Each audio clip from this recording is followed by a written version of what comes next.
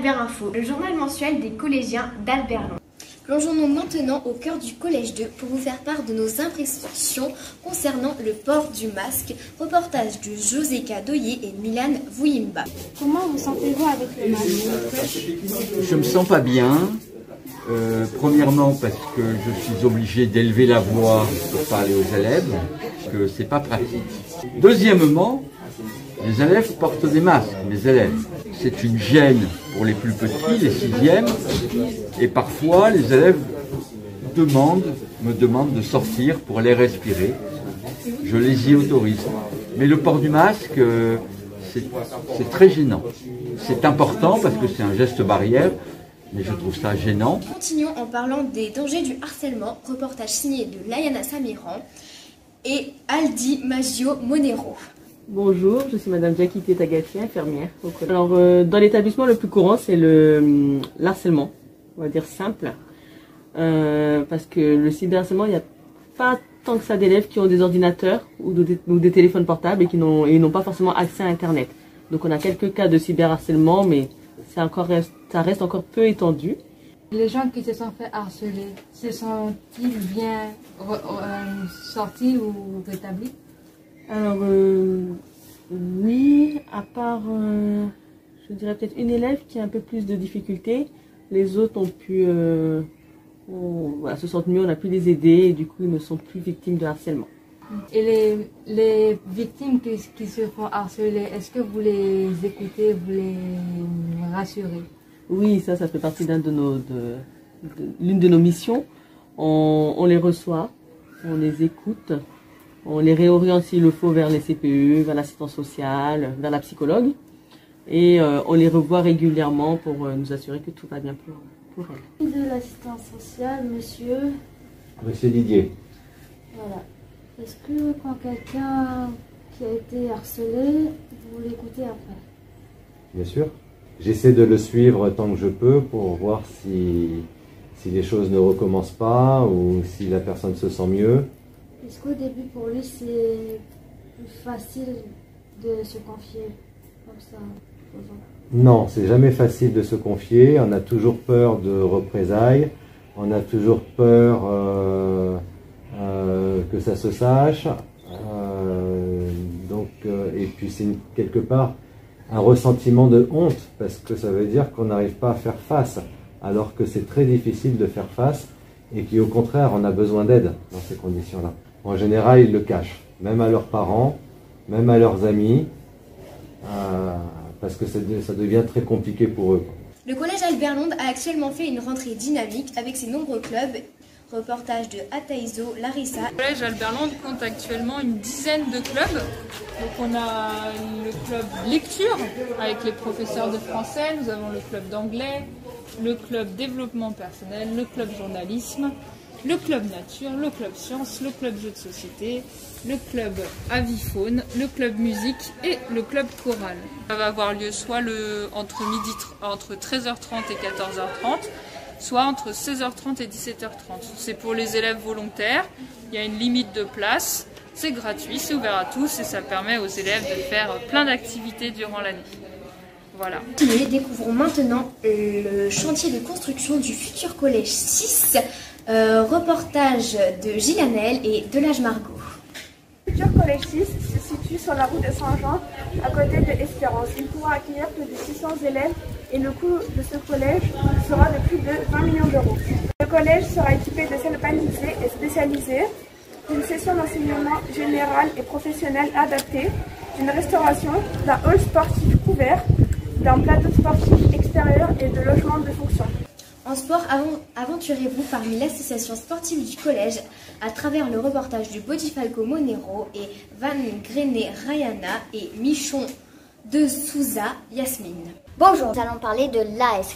Il y a plusieurs sports à l'AS. Natation, foot garçon, foot féminin, sport de raquettes, tennis de table, badminton, basket, art du cirque et plein d'autres choses. Puis nous sommes avec une prof de sport. Madame de Truchis. Alors l'AS, c'est l'association sportive du collège. Donc c'est des enseignants de PS qui sont tenus de faire des heures pour proposer aux élèves des activités sportives tout au long de la semaine. Alors l'AS, c'est obligatoire dans tous les établissements scolaires en France, donc c'est une directive de l'éducation nationale. Passons maintenant à l'orientation pour les rencontres professionnelles des Mardis Pro, permettant à chaque élève de découvrir un métier de son choix. Ici, les métiers de la santé, avec des médecins, des sages-femmes, une auxiliaire de puéricultrice, une infirmière, une aide-soignante et un ergothérapeute. Un métier très passionnant, très intéressant, parce que le premier aspect important et intéressant, c'est le fait que tu aides les gens. Les Mardis Pro ont lieu tous les mardis en semaine B, avec un thème par mois qui concerne des secteurs d'activité avec différents métiers représentés. Donc nous avons déjà eu les métiers de l'éducation, de l'animation et du sport. Nous avons eu les métiers de la santé et du service à la personne. Et chaque mois aura lieu du coup d'autres rencontres avec des professionnels de Saint-Laurent qui viendront pour présenter plus concrètement leur métier aux jeunes. L'objectif derrière tout ça, c'est de permettre aux élèves de 3e et de 4e de commencer à préparer leur avenir et de pouvoir poser des questions concrètes à des professionnels pour faire des choix éclairés d'orientation par la suite et peut-être de redoubler aussi de motivation pour le travail à l'école. Terminons en beauté avec la rencontre entre les deux clubs nature du collège 2 et 5. Une rencontre riche au naturel. Aujourd'hui, nous sommes au collège 5 à Saint-Laurent, donc le collège d'Arsène Bouillet d'Angoma. Donc nous sommes ici pour voir ce que fait le club nature du collège 5. Donc là, nous sommes d'ailleurs dans le potager. Donc voici des citronnelles qui sentent très bon. Nous avons aussi de l'ananas, donc ils ont commencé fin septembre. Donc là nous allons les suivre pour aller voir l'hôtel à insectes. Allez, c'est parti!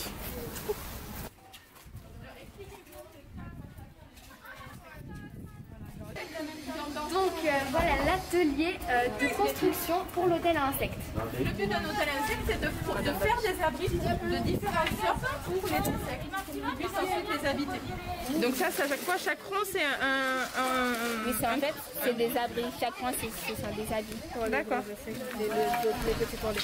C'est des morceaux de bois. Un hôtel à insectes, en fait, c'est un abri pour les insectes, pour les loger, pour qu'ils nous donnent plus de plantes.